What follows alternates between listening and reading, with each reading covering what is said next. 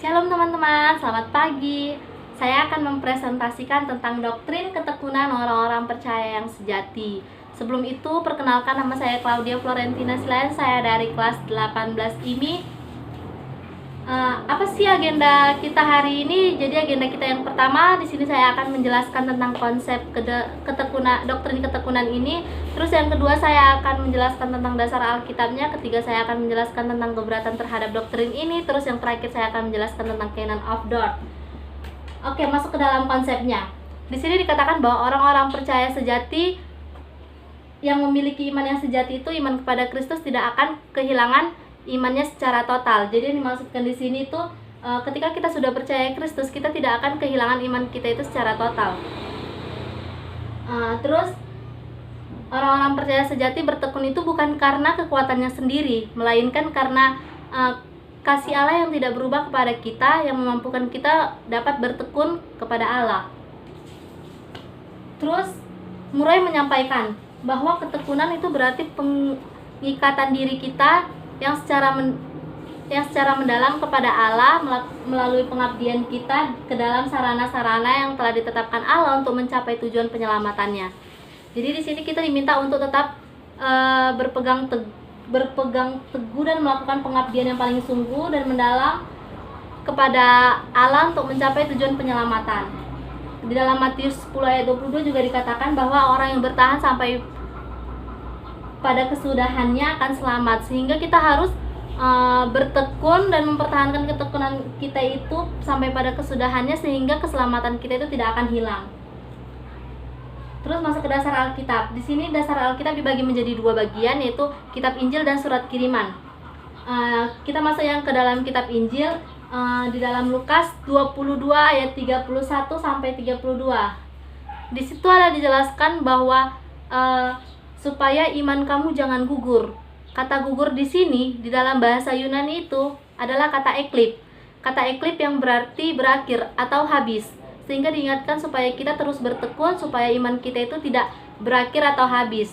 Juga dalam bahasa Inggris, kata eclipse itu berarti gerhana atau pudar, sehingga kita diingatkan kembali supaya iman kita itu jangan pudar sepenuhnya. Terus Yohanes 5 ayat 24. Yohanes 5 ayat 24 dikatakan di situ ada berpindah dari maut ke dalam hidup.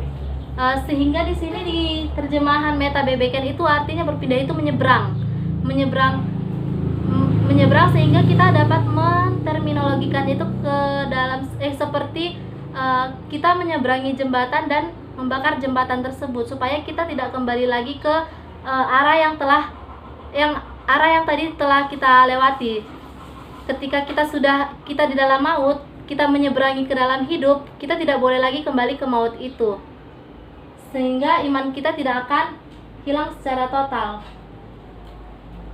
Terus dalam Yohanes 10 ayat 27 sampai 28 dan Yohanes 6 ayat 39, di sini dikatakan bahwa Kristus telah menjaga kita, orang-orang yang percaya sejati, untuk bertekun sehingga kita tidak akan binasa. Dan Yesus Kristus menegaskannya kembali bahwa kita tidak akan terhilang, dan yang memperkuatkannya itu dalam kalimat kubangkitkan pada akhir zaman. Kalian bisa membukanya nanti dalam Yohanes 6 ayat 39. Terus dalam surat kiriman 1 Korintus 1 ayat 8 sampai 9, Paulus meyakinkan mereka bahwa Allah telah menjaga mereka agar tidak bercacat sedikit pun sampai pada hari kesudahannya.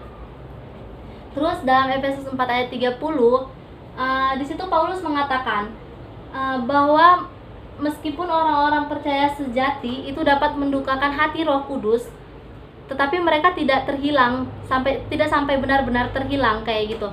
Terus di dalam Filipi 1 ayat 4 sampai 6, Paulus mengatakan bahwa Allah telah memulai pekerjaan baik ini di antara mereka yang menyelesaikannya sampai pada hari Yesus datang kembali ke dunia.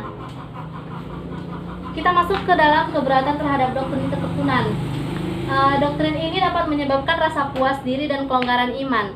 kenapa dikatakan menyebabkan rasa puas diri? Karena kan dikatakan tadi di dalam konsep awal itu bahwa ketika kita sudah memiliki iman percaya kepada Kristus, kita tidak akan kehilangan iman itu lagi, sehingga menganggap kita tidak perlu melakukan perbuatan-perbuatan yang menunjukkan bahwa kita diselamatkan, karena mereka percaya bahwa mereka itu telah diselamatkan. Terus kelonggaran iman yang dimaksud di sini itu tadi, karena tidak melakukan itu sehingga ada kemungkinan besarnya bahwa iman kita akan menjadi longgar dan kita akan mudah untuk tidak percaya kepada Kristus. Terus jika ada orang yang menganggap doktrin itu seperti itu, yang tidak perlu melakukan keselamatan, kita tetap selamat, maka itu bukanlah orang-orang yang percaya sejati, karena orang percaya sejati akan melakukan keselamatannya. Terus doktrin ketekunan yang bertentangan dengan Alkitab. Matius 10 ayat 22 tadi udah dijelaskan di awal, orang yang bertahan sampai kesudahannya akan selamat. Sehingga kita harus melakukan ketekunan dan bertahan sampai pada hari kesudahannya agar kita tetap memperoleh keselamatan itu.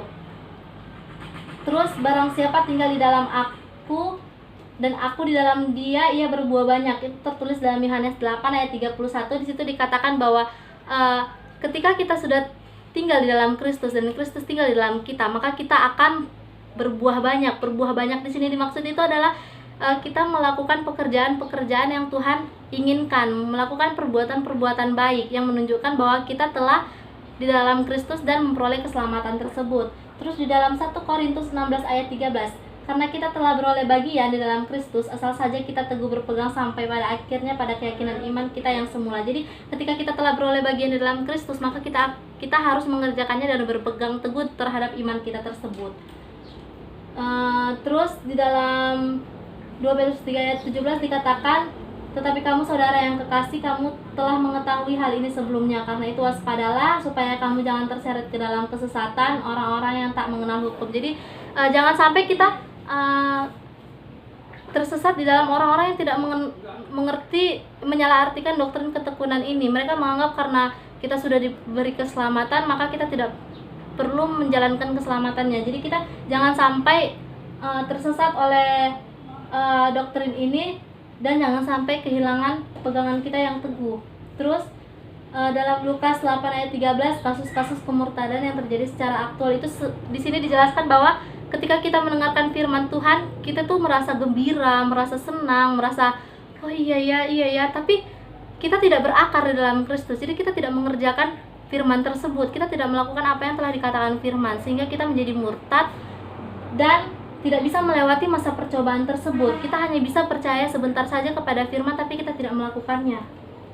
Terus canon of doubts. Canon of doubts ini melihat doktrin ini ke dalam dua sisi. Inilah yang harusnya kita pandang juga.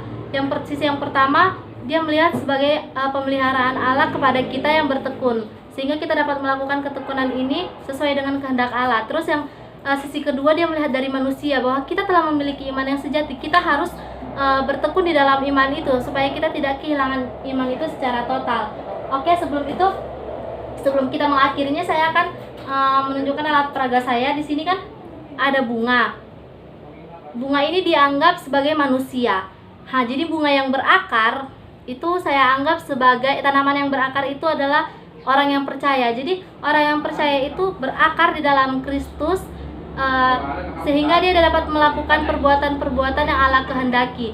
Dan tanaman itu kan dapat tumbuh dan berfotosintesis karena Allah telah memberikan matahari dan air kan, sehingga matahari dan air itu dianggap pemeliharaan Allah kepada orang percaya tersebut, sehingga orang percaya itu dapat menyerap air tersebut dan menerima matahari untuk berfotosintesis. Berfotosintesis itu bisa kita andaikan sebagai ketekunan kita yang kita lakukan agar kita terus bertumbuh di dalam Kristus dan berakar di dalam Kristus. Jangan seperti tanaman ini yang tidak memiliki akar, tapi dia cantik di luar, seperti orang yang percaya sebentar saja, supaya dia kelihatan baik di depan orang, tapi dia sebenarnya percayanya sebentar saja kepada Tuhan. Dia tidak berakar di dalam Kristus, menerima air dan matahari tapi tidak menyerapnya, kayak gitu. Sekian presentasi dari saya. Terima kasih. Jika ada yang ingin memberikan pertanyaan atau tanggapan atau komentar, kalian bisa menuliskannya di kolom komentar. Terima kasih.